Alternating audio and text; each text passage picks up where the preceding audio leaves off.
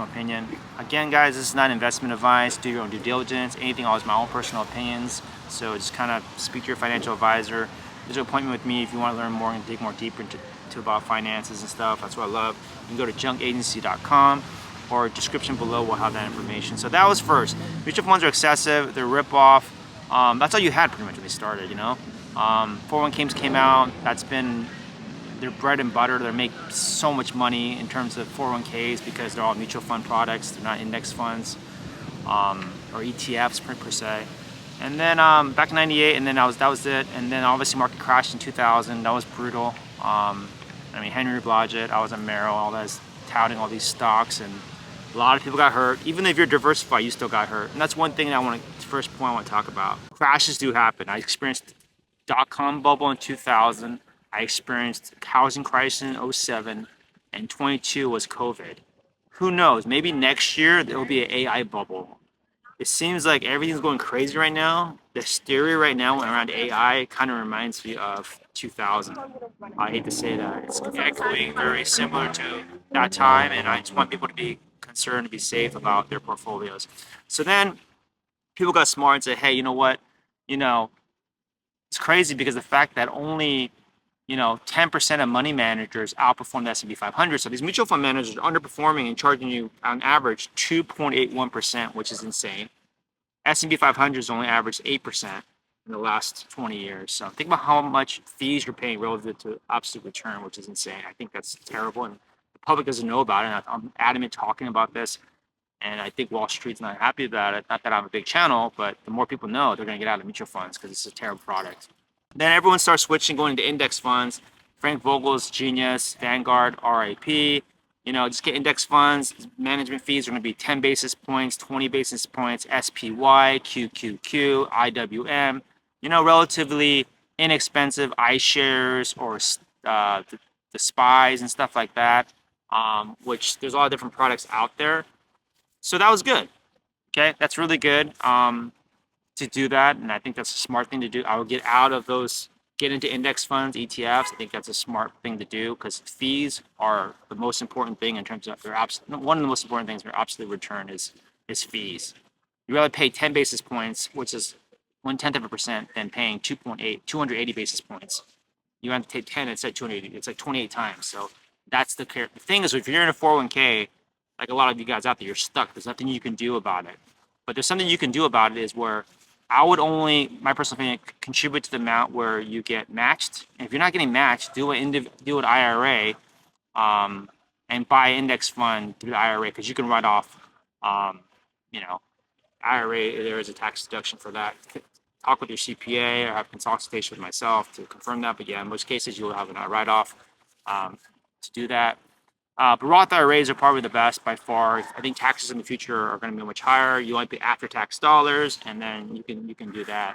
And then there's a backdoor Roth IRA as well. You can do is if you don't qualify, there's restrictions with the Roth IRA. You can make too much money. 7,000 if you're under 50, and 8,000 if you're 50 and over.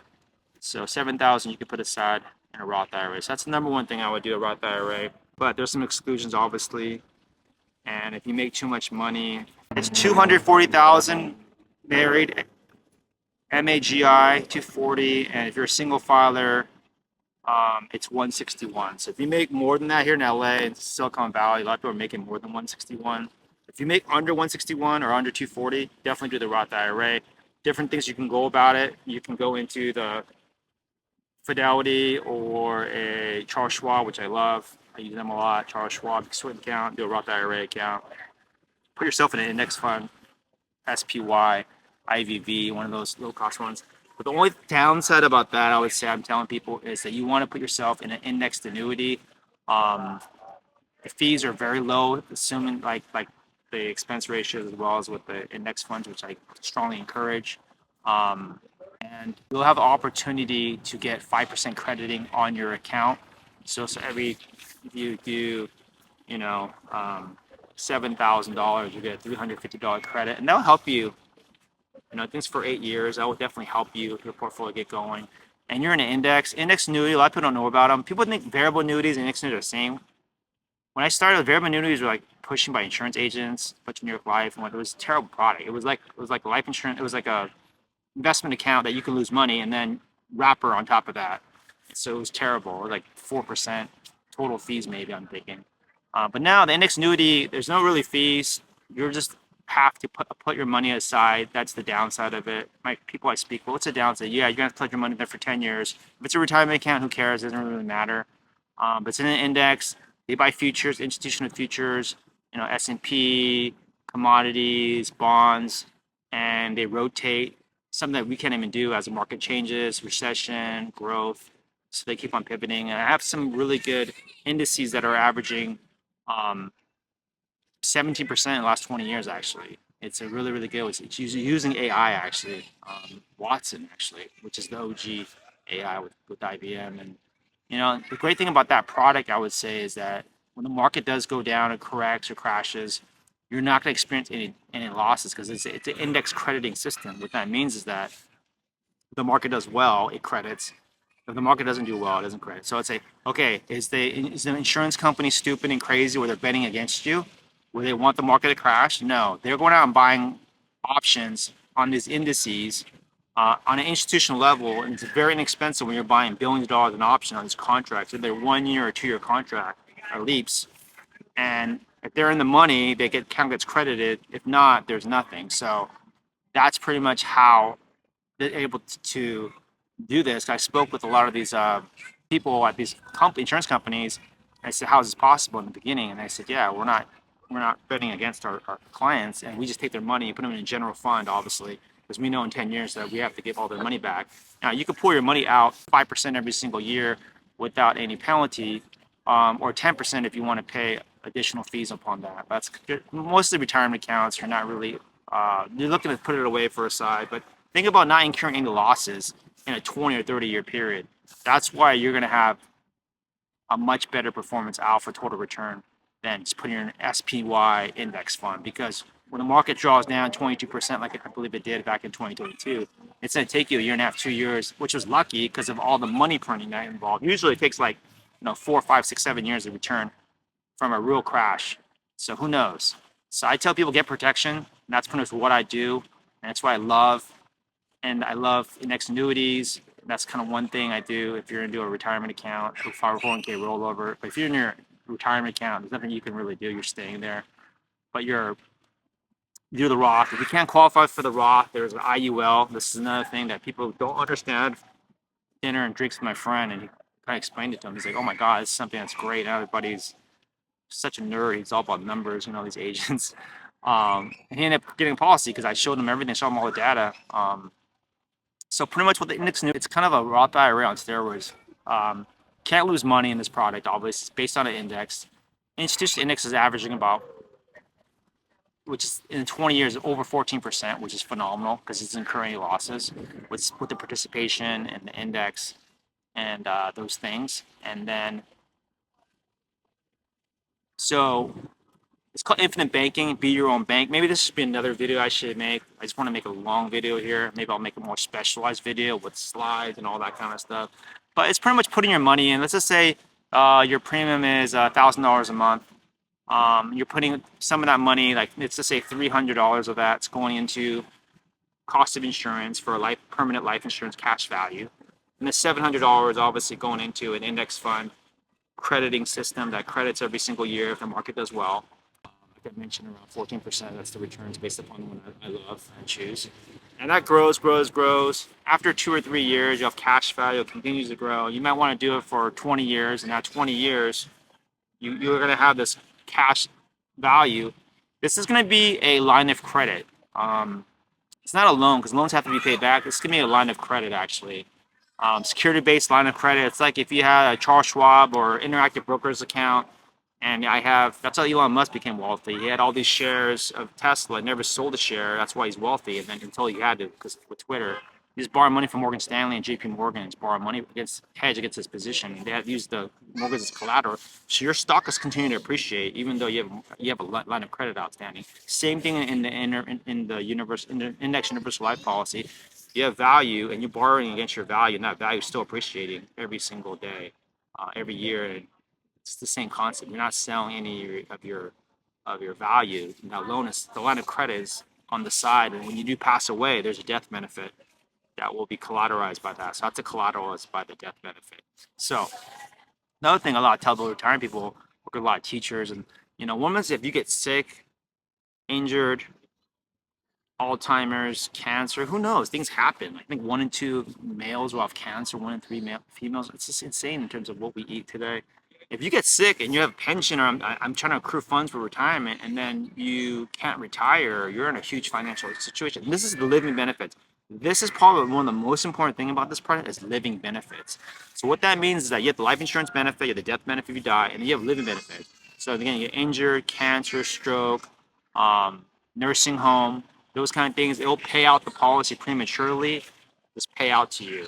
It could be 48 months, pay out to you. It could be depending upon your age and how much money you're putting away based upon death benefit, and that's huge. I mean, think about how much money you're going to have coming out to you. In most cases, it's going to be tax-free. So if you die, it's tax-free. The line of credit's tax-free, and living benefits, in the event that you have to pull money out for cancer or whatnot, that is tax-free as well. So that's why the IRS are not a big fan of this product, because if everybody had a permanent life insurance policy and they use it properly, so many revenues would not be, they would lose so much revenues if everyone did this. Everyone was sophisticated. So my job is out there is to help people legally pay less taxes, and that's what I've been doing since I went independent in 2011. I've really known, if you want, that's another thing with my coaching. I tell people, I have CPAs on my team. I'm not a CPA, but I know the basics, and you can consult with your own CPA. But stuff that's kind of common knowledge about that is borrowing. If you borrow money against your stock still appreciates. Jeff Bezos, all these guys are using lines of credit, SB, security-based line of credit. And same thing you do with the cash value life insurance policy. That's what Be Your Own Make is. So I know this is a winded presentation video, but I would say those are the things that are important. I would say, first and foremost, get out of your mutual funds if you can. Roll them over into a index fund. But I would say roll those funds over into index annuity, because they'll give you a bonus, a 10% bonus, depending on what state you were in, 10% of your money. Since we had a client that rolled over $100,000, they got a $10,000 bonus, and then it was $110,000 that was participating into the account day one, and then from there the market will do what it does. He will not incur any losses if the market goes down. If the market does go up, it does go up. There's no caps on this, so if the market does 25, 30, you get 30. So there's no holding back with that. I hate index annuities with caps, and if you're in an IUL with a cap, that's not a good thing. You want to get out with a cap. You want to make sure it's structured properly. That's pretty much what I do. And then another thing you can do is IUL. I think it's great because it covers your permanent death benefit. You pull loans against your policy, just like that security-based line of credit. It's uninterrupted compounding interest. Your money continues to grow even though you borrow against it, and you exhaust all the money. That's the plan. We exhaust all the money after you retire, and then whatever left with death benefit goes on to your family. And there's no taxes. There's a TAMRA, IRS code 7702, so no taxes involved if you structure it properly.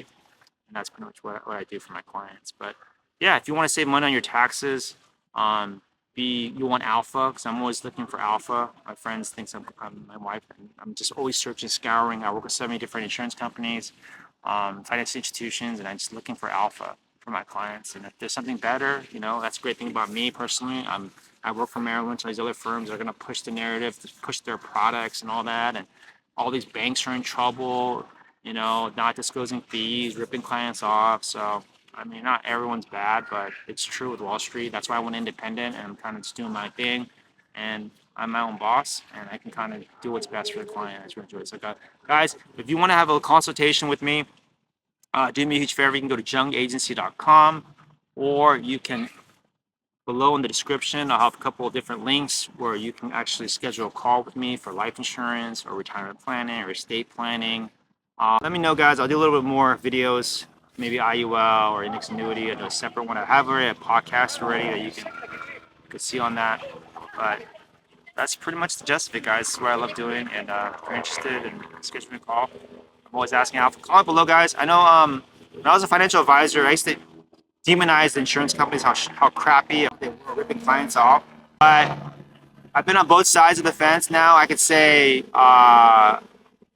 Wall Street's been ripping clients off for a long, long time, and I drank the Kool-Aid. An insurance company with index annuities, their sales are up 40% year over year, and there's a reason why. And they're slow playing too in terms of trying to get assets. I'm getting rolling over so much money, and a lot of people are just slow playing. Some are cool about it, and some are nightmare about getting your assets out because they know that they're losing, 2.81% in fees that they're losing out when they lose assets on transfers.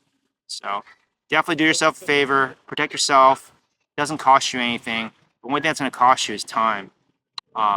Commitment, 10-year commitment. But you can pull money out prematurely if you want, but it's not like you can take your money all out in year 2. You're going to pay penalties. It doesn't make sense. So that's why retirement accounts are good, or money that you're never generational wealth that you want to pass to your family that you're not going to touch, and you want some alpha because of the money putting system.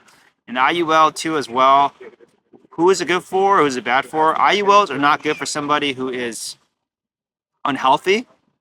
They won't qualify because the IUL, you have to qualify for number one. You don't just get it. And number two, if you're not long term, minimum, I would say minimum 10 years. If you're not going to be in it for 10 years, there's no value of signing up for the IUL. I tell people if you're not going to do this for a long term for 10 years or greater, don't even do the IUL. You're going to lose financially. So those are kind of my caveats.